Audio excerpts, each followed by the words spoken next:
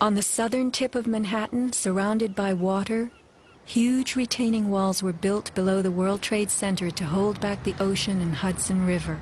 The bathtub, as it was called, held 7 levels of parking garages, maintenance rooms, and the New Jersey Path train station. After September 11th, the 3-foot-thick slurry walls were found to have shifted up to 18 inches inward. These walls are coming in. These walls hold back the river. So if these walls cave in, this place is going to get flooded out by the river. Let's think about this. A pancake collapse should have left the foundations in place.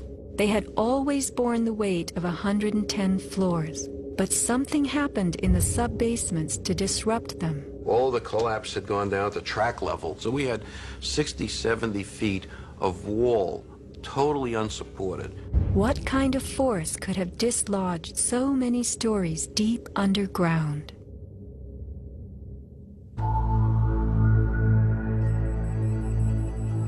The pile itself seemed to have a life of its own. It spewed fire when we dug into it. The ground continued to burn. Les Robertson publicly reported that 3 weeks after the collapse, live fires burned and molten metal still flowed underground. You see how this debris is still smoking? That's from the fires that are still burning. 8 weeks later, we still got fires burning. Steel-toed boots is one of the biggest things. Out still on the rubble, it's still, I believe, 1,100 degrees. The guy's boots just melt within a few hours.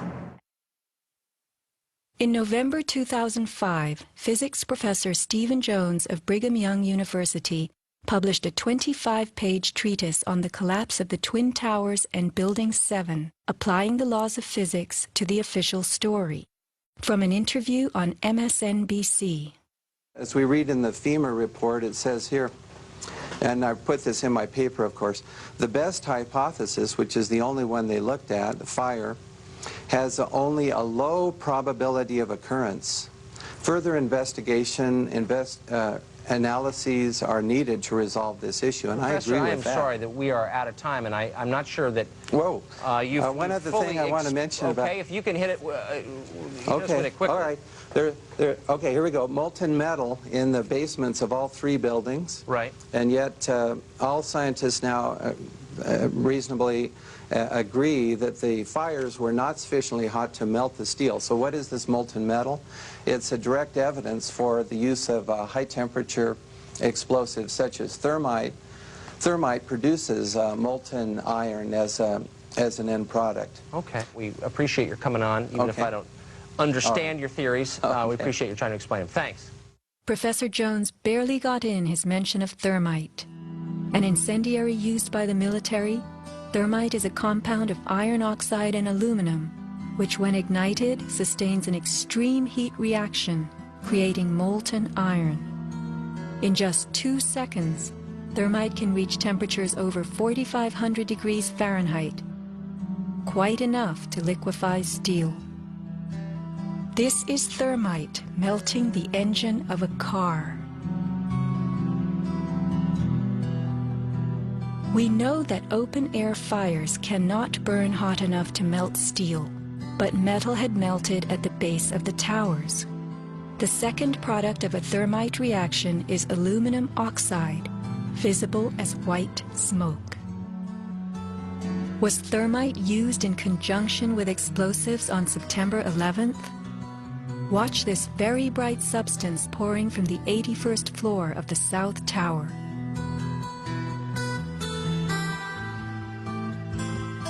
And white smoke appeared at the base of the building. Would this be aluminum oxide, the byproduct of a thermite reaction? Appendix C of the FEMA report describes sulfur residues on the World Trade Center steel. The New York Times called this the deepest mystery of all. Sulfur slightly lowers the melting point of iron, and iron oxide and iron sulfide had formed on the surface of the structural steel. Sulfur used with thermite is called thermate. producing even faster results.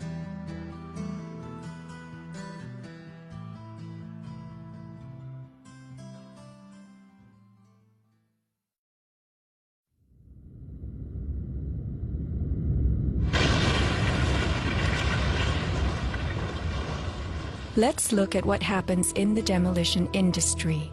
Taking down large structures requires preparation.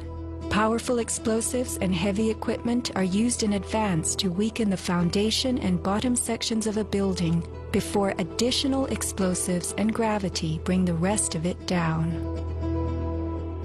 The words of a senior blaster. We blow the basement, all the columns in the basement. Then we crack it up at the top to get it started. We go every other floor all the way down. Every explosive has a timer on it. That's why it's controlled. When the columns go, each floor goes down and impacts the one below and keeps going. Here's what demolition experts use in steel-framed buildings: the linear shaped charge. It's a chevron-shaped or V-shaped charge that you can focus at a specific target, and it's lethal. It generates around 3 million pounds per square inch pressure at a speed, depending on the explosive inside the shaped charge, in excess of 27,000 feet per second. Besides the unfathomably powerful shaped charge, blasters have a lot of tricks. There are over 1,000 different types of explosive. Different because they detonate at varying speeds. This is detonating cord, and this burns at about 21,000 feet per second. Comes in all colors, pastels too. With the use of delays, we can control pretty much where the debris lands. We can control vibration. We can control noise levels. Timing and delays are the key to just about everything in our business.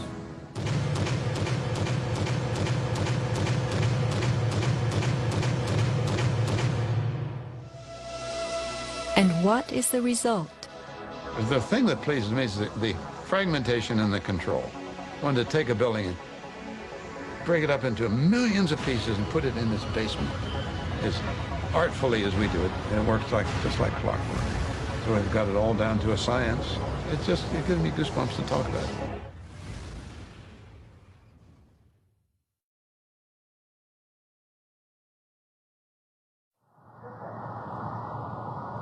Were the underground explosions intended to blow out the Twin Towers' basements, followed by blasts heard inside the buildings of shaped charges slicing the core? Because of the secondary explosion, we've got numerous people covered with dust from the secondary explosion. Demolition pre-weakening usually takes place well in advance of the final blast, but at the World Trade Center, critical prep work might have had to occur in a very compressed time frame in the panicked aftermath of the plane strikes.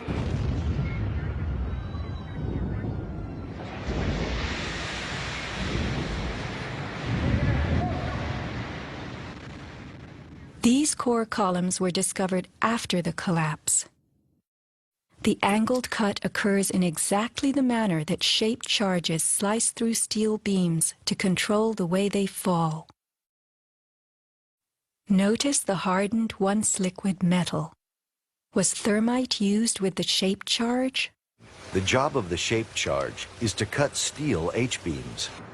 The way we do this is by cutting the beam at an angle, which, through a series of beams cut at the same angle, will tend to make the building shift over and walk.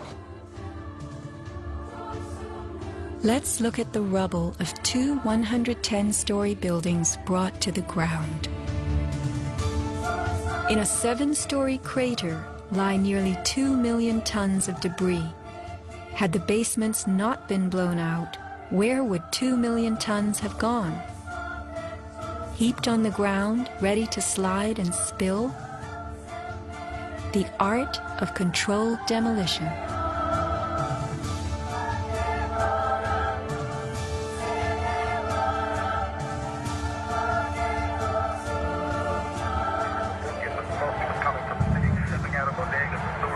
Remember the pre-collapse and mid-collapse explosions caught by Richard Siegel's camera on the Jersey Shore?